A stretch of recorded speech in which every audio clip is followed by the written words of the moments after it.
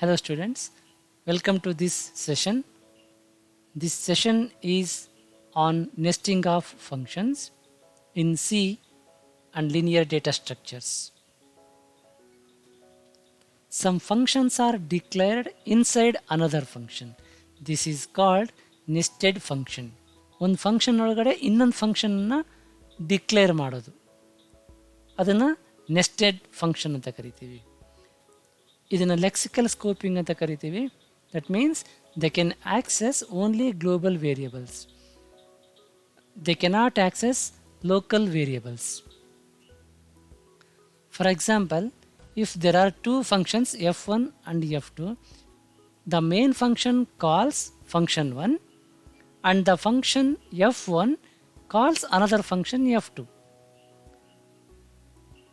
ಇದು ಹೇಗಿದೆ ನೋಡಿ, A function within A function. ಈ f1 ಒಳಗಡೆ f2ನ ಡಿಕ್ಲೇರ್ ಮಾಡಿದ್ದೀವಿ ನಾವು. ಸೊ ಫಸ್ಟ್ ಮೇನ್ ಫಂಕ್ಷನ್ f1ಅನ್ನು ಕಾಲ್ ಮಾಡುತ್ತೆ. ಇದು ಮೇನ್ ಫಂಕ್ಷನ್, ಇದು ಫಂಕ್ಷನ್ 1 f1, ಇದು f2. ಹೀಗಿದ್ರೆ main function calls function f1. ಇದರೊಳಗಡೆ ಫಂಕ್ಷನ್ ಕಾಲ್ ಆಗುತ್ತೆ f1 ಅಂತೇಳಿ. ಸೊ ಕಂಟ್ರೋಲ್ ಇಲ್ಲಿ ಟ್ರಾನ್ಸ್ಫರ್ ಆಗುತ್ತೆ f1ಗೆ. ಈಸಿ ಎಕ್ಸಿಕ್ಯೂಷನ್ ಶುರು ಆಗುತ್ತೆ ಈ ಫಂಕ್ಷನ್ನು. ಇದರೊಳಗಡೆ f2ನ ಡಿಕ್ಲೇರ್ ಮಾಡಿರ್ತೀವಿ. ಸೊ ಇಲ್ಲಿ f2 ಫಂಕ್ಷನ್ ಕಾಲ್ ಆಗುತ್ತೆ. ಸೊ ಕಂಟ್ರೋಲ್ f2ಗೆ ಟ್ರಾನ್ಸ್ಫರ್ ಆಗುತ್ತೆ. ನೋಡಿ, ಈ ಥರ ನೆಸ್ಟಿಂಗ್ ಇದು. ಅದೇ ಥರ f2 f3ನ ಕಾಲ್ ಮಾಡ್ಬೋದು. This fashion of organising the functions is called as nesting of functions.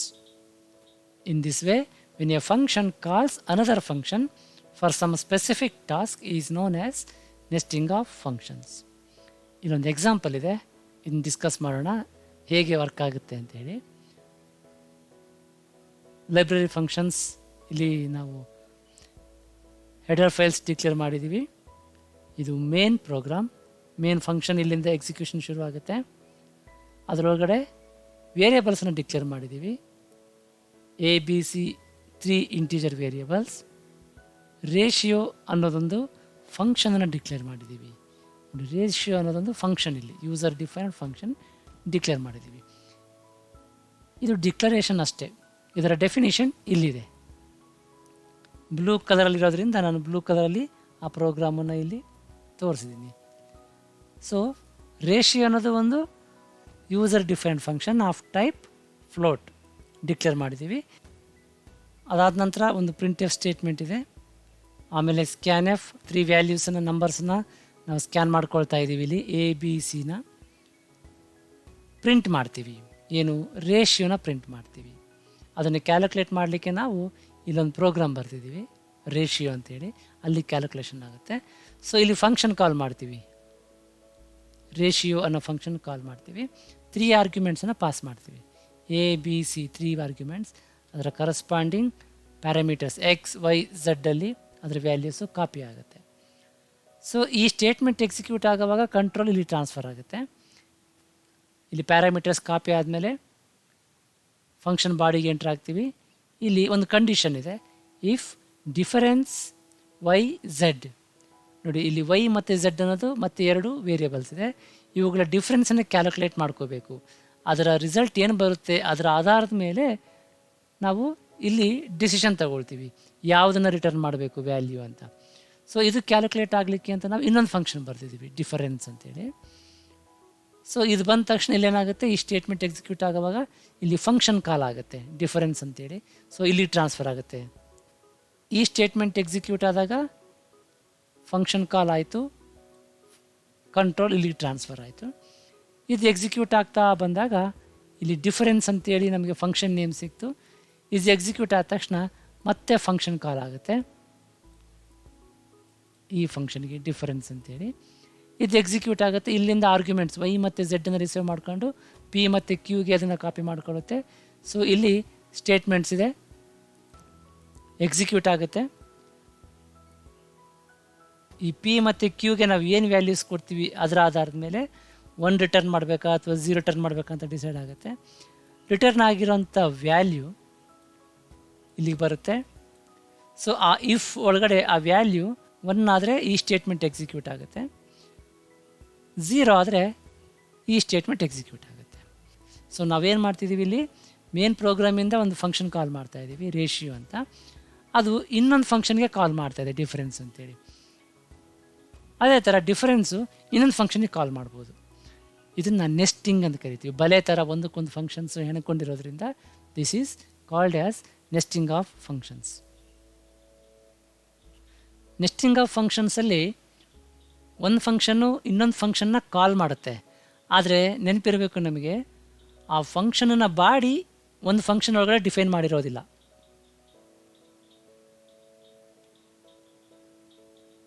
ನಾವಿಲ್ಲಿ ಒಂದು ಗಮನಿಸಬೇಕು, ನಾವು ಈ ಫಂಕ್ಷನ್ ಕಾಲ್ ಮಾಡಿದ್ದೀವಲ್ವಾ, ಈ ಫಂಕ್ಷನ್ ಬಾಡಿ ಇಷ್ಟಿದೆ, ಇದ್ರ ಸ್ಕೋಪು, ರೇಷಿಯೋ ಅನ್ನೋ ಪ್ರೋಗ್ರಾಮ್ನ ಸ್ಕೋಪ್ ಇಷ್ಟಿದೆ. ಅದರ ಒಳಗಡೆ ನಾವು ಡಿಫ್ರೆನ್ಸ್ ಅನ್ನೋ ಫಂಕ್ಷನನ್ನು ಡಿಫೈನ್ ಮಾಡಿಲ್ಲ.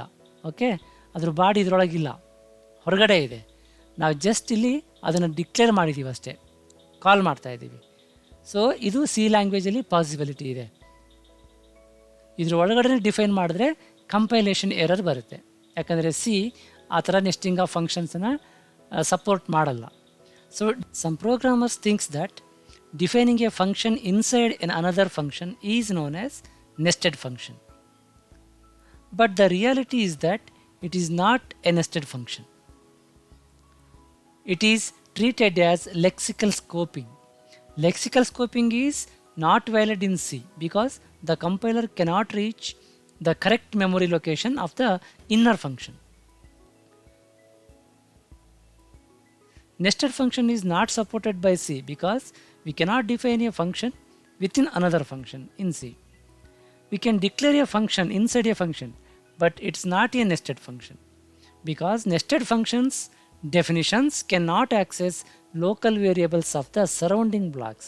They can access only global variables of the containing module.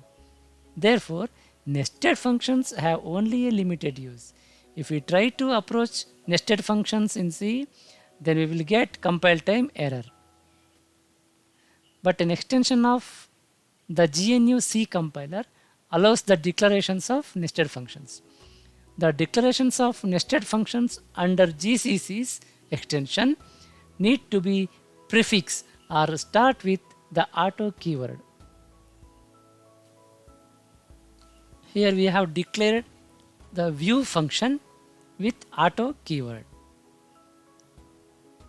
This is main function. We are declaring another function view here, and we calling the function view using this statement. This is part of the main function. This is the definition of the function view.